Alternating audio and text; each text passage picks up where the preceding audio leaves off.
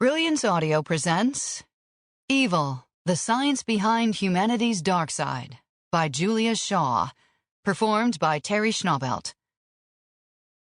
A dramatic example of dehumanizing was seen in Hitler's genocidal propaganda, where he described Jewish people as Untermenschen, subhumans. The Nazis also compared other groups they targeted to animals, insects, and diseases. More recently, the United Kingdom and United States have seen a string of vitriolic public statements about immigrants. In 2015, British media personality Katie Hopkins described migrants arriving in boats as cockroaches, a term that was publicly criticized by the UN's human rights chief, Zaid Ra'ad al-Hussein. He retorted saying, "The Nazi media described people their masters wanted to eliminate as rats and cockroaches." He added that such language was typical of decades of sustained and unrestrained anti-foreigner abuse, misinformation, and distortion.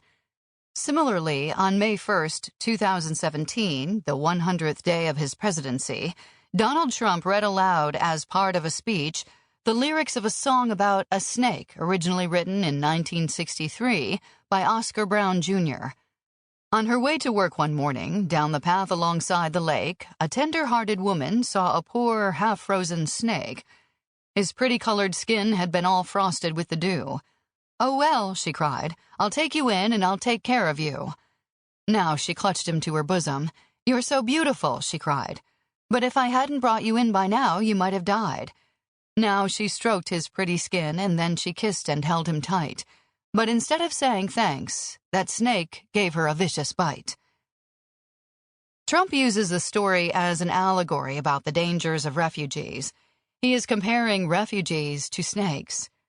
This kind of oversimplified grouping of an imagined enemy is echoed over and over in politics, partly because it is so catchy. With a bit of help from a leader and some inspiring rhetoric, harmful ideologies readily flourish. And, while we all sometimes fall into this trap, some of us are particularly prone to being influenced by such poisonous imagery.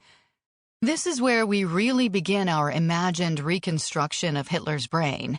Given his particular propensity for dehumanizing, the parts of the brain responsible for this may have been particularly affected. According to Ryman and Zimbardo, de-individuating and dehumanizing could potentially involve a network of brain areas, including the ventromedial prefrontal cortex, the amygdala, the brainstem structures, that is, hypothalamus and periaqueductal gray. Helpfully, they provide an image of their model. Their model suggests that what starts as a feeling of anonymity, of not being to blame for what we do because we feel like we are simply part of a larger group, ends with an increased ability to do harm to others. Here's how they propose evil works in the brain. De-individuation. The person stops thinking of themselves as an individual and identifies as an anonymous part of a group. This leads them to feeling like they are not personally accountable for their behavior.